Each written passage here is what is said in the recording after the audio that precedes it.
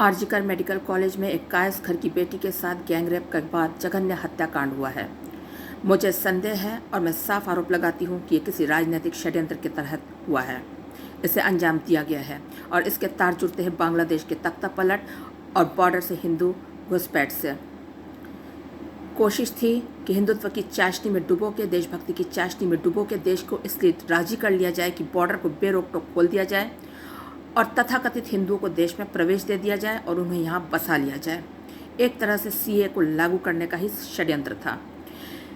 इसके लिए इन्होंने अपने कुछ स्थानीय नेता, कुछ न्यूज़ चैनल और कुछ भगवाधारियों को आगे किया, लेकिन इसके बावजूद देश की जनता सतर्क हो गई और उन्होंने किसी भी तरह से इनको पूरी तरह से समर्थन नहीं दिया।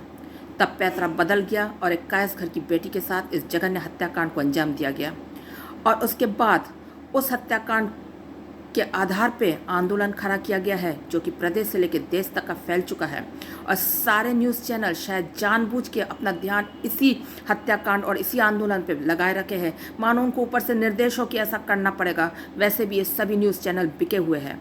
तो एक तरह से बॉर्डर पर से कोई भी खबर हमें नहीं मिल रही है।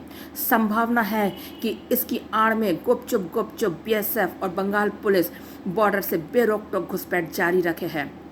जरूरी नहीं इनमें सभी हिंदू हो, इसमें भारी तादाद में जिहादियों को भी एंट्री मिल सकती है, जिसके आधार पर भविष्य में फिर एक और राजनीतिक रोटियां सेकी जाएगी। मैं आपको याद दिला देती हूँ कि जब कश्मीर हिंदू शून्य हुआ था तब भी यही लोग सरकार में थे और पूरे देश में कोई खबर ही नहीं पहुँच पाई थी और कश्मीरी हिंदुओं की जीनोसाइड हुई और कश्मीर से हिंदुओं ने भारी तादाद में पलायन किया। संभावना है कि आज भी बॉर्डर पर यही सब कुछ हो रहा है। बांग्लादेश हिंदू शून्य हो रहा है और सिर्फ यही नहीं, उनके साथ भारी तादाद में जिहादी भी घुसेरे जा रहे देश में, बेरोक टोक घुसेरे जा रहे। बीएसएफ जो कि केंद्रीय गृह मंत्रालय के अधीन आते हैं और बंगाल पुलिस जो कि राज्य सरकार के अधीन आते, इन लोगों की निगरानी में ही हो रहा हो। जरूरी नहीं हिंदू हक में किया जा रहा हो। हिंदू हित बस मुखौटा है। हिंदू हित के नाम पे इनके जरिए कुछ विदेशी ताकतें देशद्रोही गतिविधि करा रहे हैं। ये इस सदी का सबसे बड़ा देशद्रोही गतिविधि होगा, क्योंकि इसके बाद यहाँ की डेमोग्राफी इतनी बदल जाएगी कि बंगाल और पूर्वोत्तर ढह जाएगा, इस देश का हिस्सा नहीं रह जाएंगे। ये एजेंसी इनसे ऐसा करा पा रही है क्योंकि उनके हाथ इनके कुछ ऐसी करतूतों के सबूत लग चुके होंगे जो अगर बाहर आए तो ये मुंह दिखाने लायक नहीं रह जाएंगे।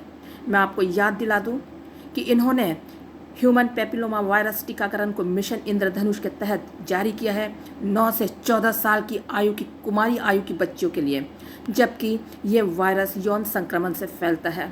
आप इसी से अंदाज़ा लगा लीजिए कि अगर इनके कुछ बाहर आए तो ये किसी को मुंह दिखाने लायक नहीं रहेंगे। इसलिए शायद राष्ट्र सुरक्षा और राष्ट्र के भविष्य के साथ समझौता किया जा रहा है।